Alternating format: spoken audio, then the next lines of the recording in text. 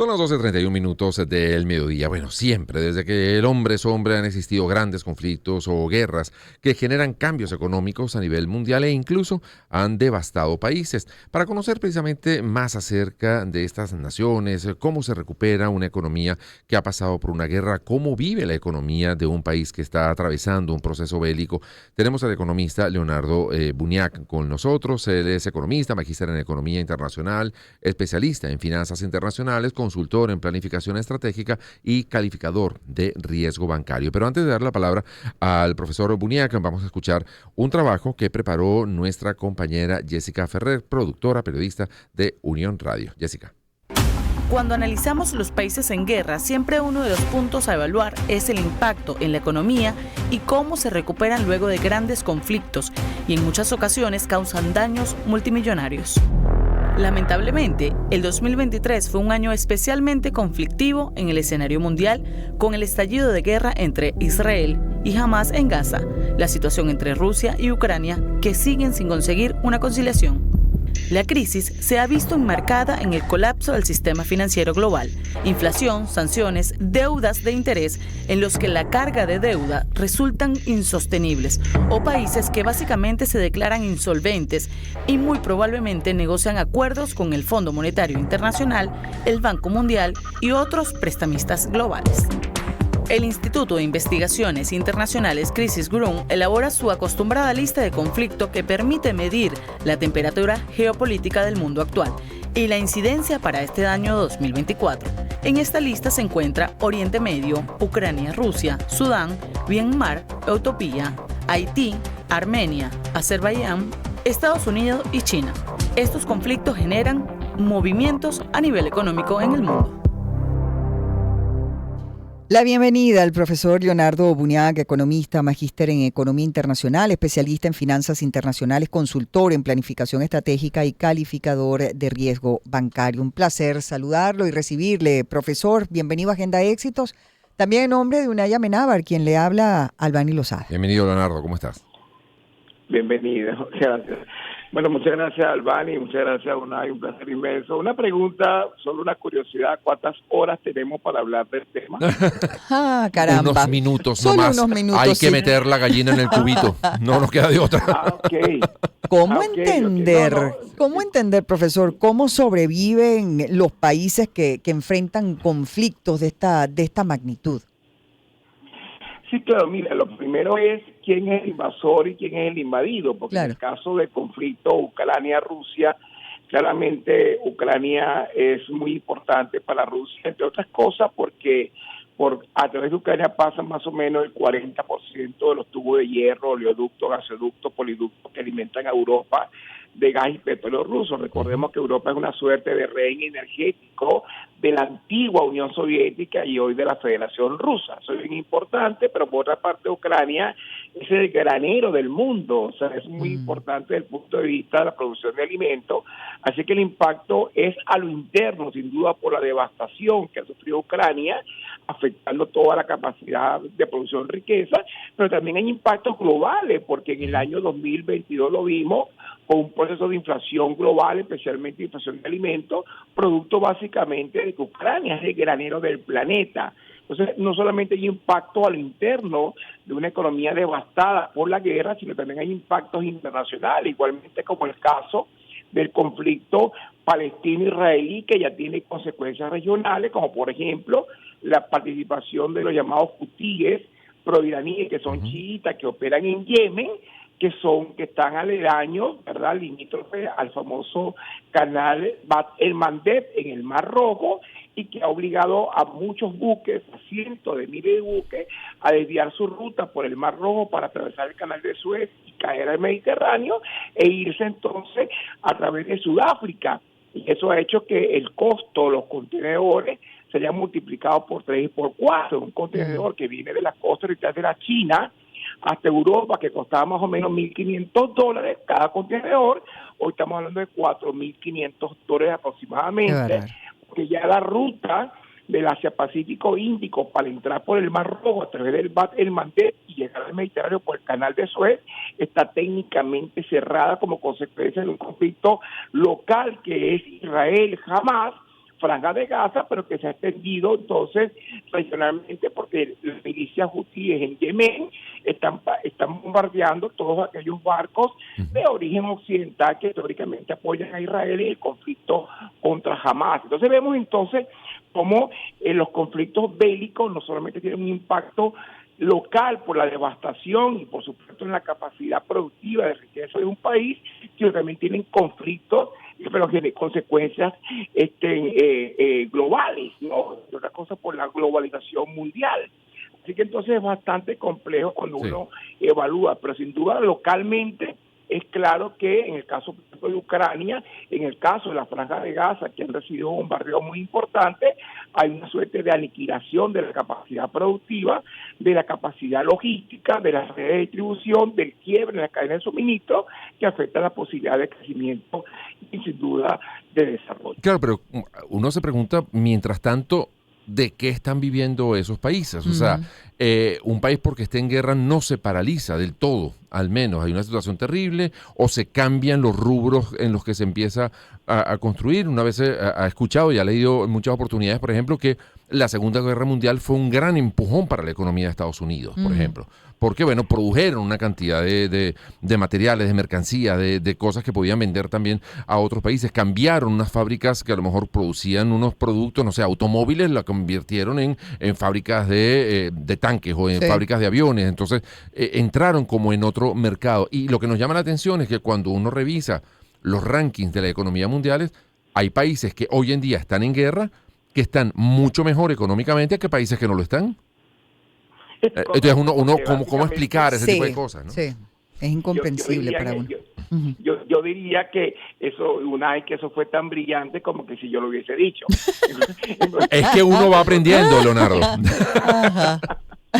Sí, no, definitivamente tan brillante como que si cualquier especialista lo hubiese dicho. Y básicamente en el caso de Estados Unidos, es muy claro que fue un proveedor. Estados Unidos entra en una fase de economía de guerra, donde el aparato productivo comienza a producir, en primer lugar, para poder sostener, financiar la guerra, tanto del lado oriental, en la Unión Soviética, que golpeaba a Alemania por el lado oriental, como por el lado occidental, Reino Unido y Francia. Pero después de eso vino el Plan Marshall para reconstruir Europa, que no solamente significó entonces que la economía americana pasara a ser igualmente la primera economía del planeta, sino que además Europa en el proceso de reconstrucción empezó a experimentar tasas de crecimiento altísimas, como igualmente lo experimentó Japón con la reconstrucción.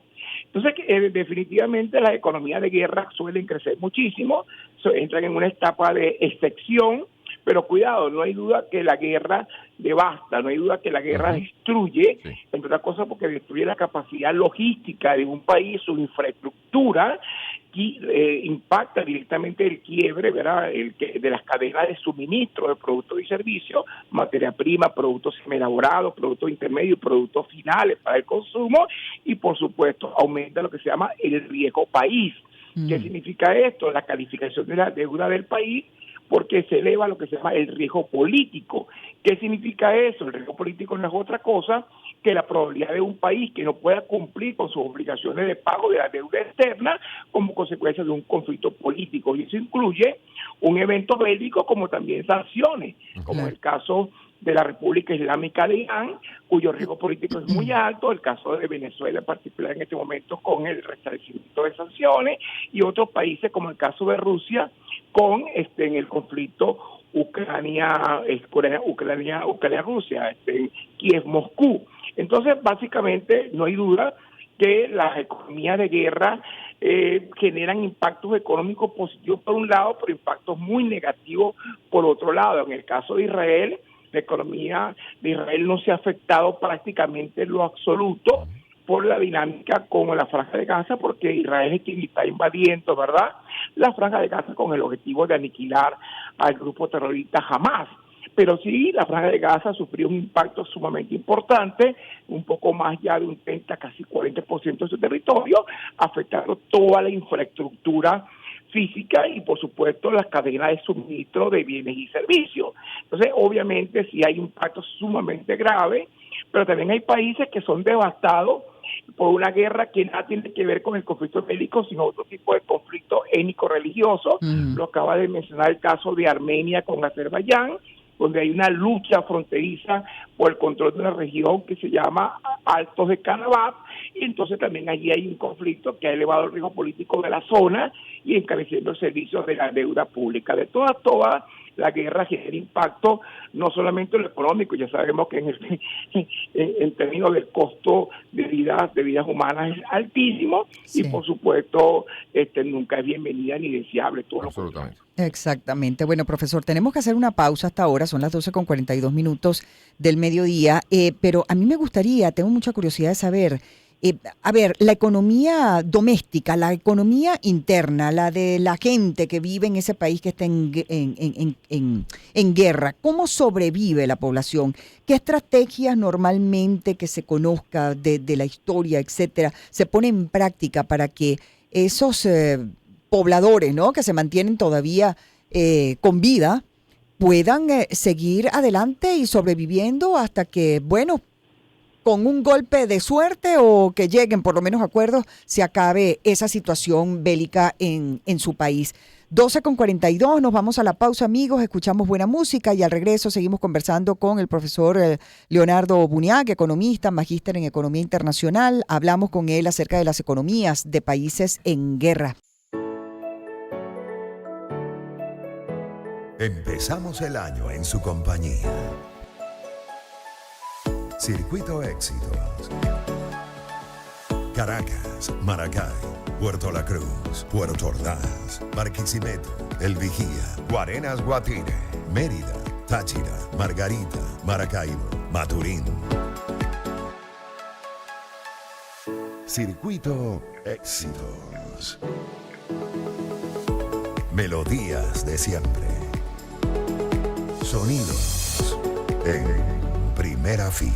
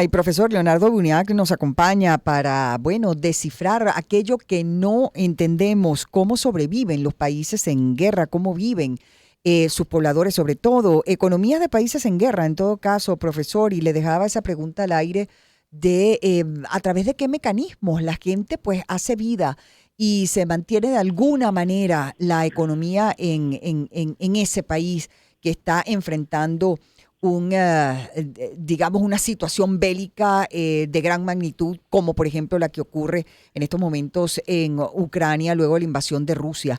¿Qué hace la gente? Hacen trueques, el país en sí pide prestado a otras naciones. ¿Cómo sobreviven en todo caso?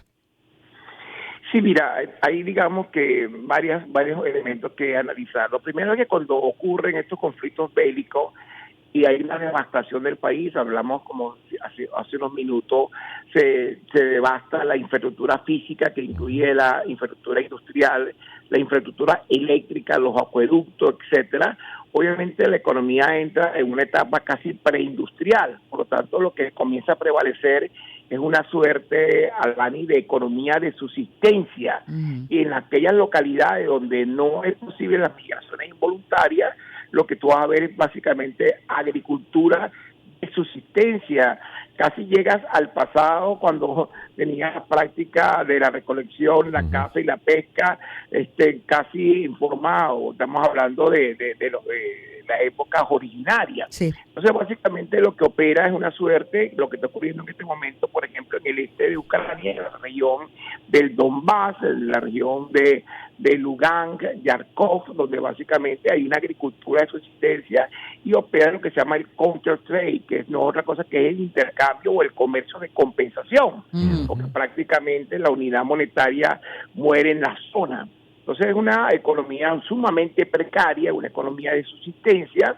Los niveles, por supuesto, de hambruna son altísimas, la posibilidad de muerte por hambruna son sumamente elevadas, la estamos viendo en este momento en la Franja de Gaza, sin duda ahí elevado por probabilidad en algunas zonas particulares, especialmente en la región de Rafah, donde puede haber altos índices de hambruna y de muerte como consecuencia de este evento, pero hay otro elemento importante que se produce cuando se producen los llamados desplazamientos, es decir, las migraciones involuntarias, que surgen, por supuesto, estos desplazamientos tan importantes. Lo vimos en el caso del conflicto sirio iraquí con el tema del Estado Islámico, donde hubo, por supuesto, migraciones muy fuertes e involuntarias hacia el hacia el oeste, hacia Europa Occidental, básicamente a través del Mediterráneo, a través no solamente de Siria, sino también a través del norte de África.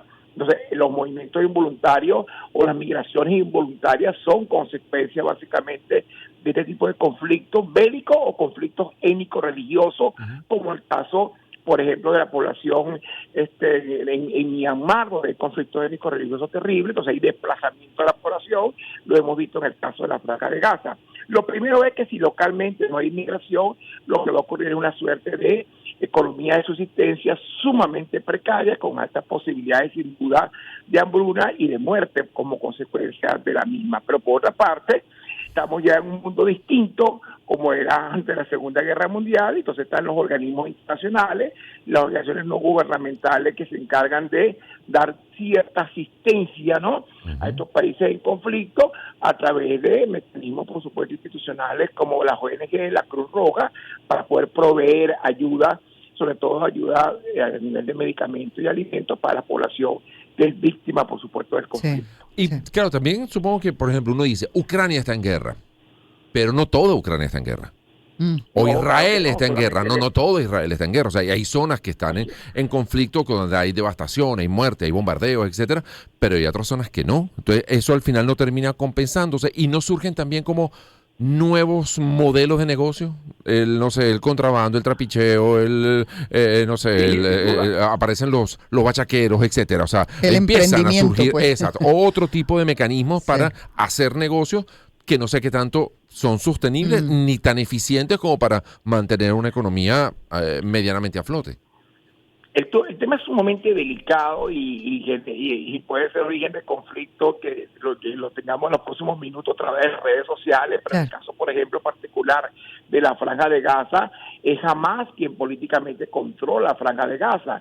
Es decir, que toda la ayuda internacional que va a ir a la Franja de Gaza para apoyar a una población que se ha ido desplazando, recordemos que no toda la Franja de Gaza ha sido bombardeada, solamente estamos hablando del norte de la Franja de Gaza, donde más o menos el objetivo ha sido destruir el famoso metro de Gaza o los túneles que almacenan grandes cantidades de explosivos, misiles, fábrica de armas, etcétera, que donde se apoya logísticamente Hamás en sus ataques contra Israel. Bueno, no toda la franja ha sido devastada, ha habido una suerte de desplazamiento hacia el sur de la Franja de Gaza con la frontera de Egipto. El problema es que Egipto no permite el paso de los refugiados hacia Egipto, básicamente porque la Franja de Gaza, recuérdate, está gobernada por los hermanos musulmanes, que es Hamás, y los hermanos musulmanes son enemigos del gobierno de turno de Al-Sisi, que gobierna en Egipto. Entonces hay un tema político de que nadie se explica por qué, siendo musulmana, sunita, Egipto no permite el paso de refugiados de la Franja de Gaza a su frontera, básicamente porque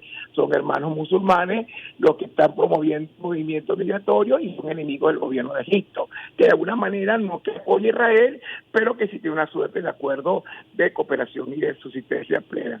Entonces, bueno, es bastante complicado el tema, pero sin duda los señores de la guerra se benefician, el contrabando se beneficia enormemente, y te cuento y te lo digo en términos prácticos con relación a la Franja de Gaza. Hamás es uno de los beneficiados porque concentra la riqueza que se genera como consecuencia de las ayudas internacionales que van a llegar a la Franja de Gaza. Y ahí es por eso que el conflicto es tan complicado y es tan difícil hablar de este tema. Por ejemplo, yo que estoy en Estados Unidos, hay tantas manifestaciones, sobre todo en las universidades americanas, por el conflicto palestino-israelí. Es bastante complejo el tema y es muy difícil abordarlo de una forma totalmente imparcial. Claro, ahora aprovecho tu experiencia en el mundo de la banca. Instituciones como la banca, ¿qué pasa cuando un país está en guerra con ese sector específicamente? ¿Desaparece, se queda dormida, se muda a otro sitio? Bueno, recordemos que la banca son intermediarios financieros que capta ahorro de los depositantes para financiar el crédito bancario. ¿Cuál crédito bancario? El crédito al consumo, que queda destruido, y el crédito comercial, que es el que financia el flujo de caja del sector industrial. Cuando el sector industrial es devastado, se produce lo que se llama una exponenciación y un aumento enorme en la morosidad. Por lo tanto, la banca entra definitivamente en una condición de declive, de alto riesgo de quiebra, y eso es una de las consecuencias inmediatas que se produce indudablemente cuando hay conflictos bélicos, sobre todo porque la cartera de crédito vigente, que se repaga permanentemente y no tiene problema, entra en una situación más bien de morosidad y de crisis que pone en riesgo de quiebra a las instituciones financieras. Entonces, la banca lo que intenta es recoger la cartera de crédito y sencillamente mudarse, es decir, orientar el financiamiento crediticio hacia zonas que están, por supuesto, ajenas al conflicto. Eso es una realidad, y eso es lo que empeora todavía aún más la situación, porque cuesta mucho recuperarse. Por eso es que la ayuda internacional es tan importante, como fue el caso del Plan Marshall, que fue un plan financiero para la reconstrucción de Europa y la reconstrucción de Japón, que fue un plan distinto, pero igualmente produjo el mismo resultado. Así que entonces la guerra es un negocio al final, y como yo siempre digo, la gente va a la guerra y responde a la guerra no por razones ideológicas, sino por razones de intereses, que es lo más triste. Terrible, terrible, la verdad, porque entonces también en esos conflictos hay quienes se vuelven multimillonarios, profesor? Sin duda. En todos estos conflictos hay grandes perdedores y hay grandes ganadores, y uno de ellos son sin duda los señores de la guerra, que indudablemente se benefician de estos conflictos. Muy presentes, por cierto, en Pakistán, Afganistán, Irak, Siria, norte de África, en la región del Cáucaso, donde es el conflicto en este momento entre Armenia y Azerbaiyán por los Altos de Karabaj. Son grupos que se financian, y lo peor de todo esto es que además hay financiamiento internacional detrás de toda esta historia. Sí, claro. Hay muchos lobbies. Es muy hipócrita, la situación. Sí, absolutamente. Señor. Y bueno, y luego una vez que termina la guerra, como dice el dicho, después de la guerra no viene la paz, después de la guerra viene la victoria. Eso es correcto. Y entonces empieza a plantearse otros negocios, y hay gente que impone sus reglas, y hay gente que impone sus condiciones para poder mantener ese estado de no guerra. Eso es correcto. Eso es correcto. Señor. Es así. Por eso aquello de mientras más conozco a la gente, Más quiero a mi perro, decía Oh, sí. el refrán. Gracias, Leonardo, profesor. 1.000.000 de gracias. Gracias por darnos estos minutos de ver, ayudarnos a comprender este mundo conflictivo en el que vivimos y su área económica. Lo logramos en pocos minutos. Sí, señor. Sí. Bueno, pero da pie para que tengamos otra oportunidad, una buena conversación de nuevo. Gracias, Leonardo Buniac, es economista, magíster en Economía Internacional, especialista en finanzas internacionales, consultor en planificación estratégica y calificador de riesgo bancario. Son las 12:58 del mediodía. Momento de despedirnos.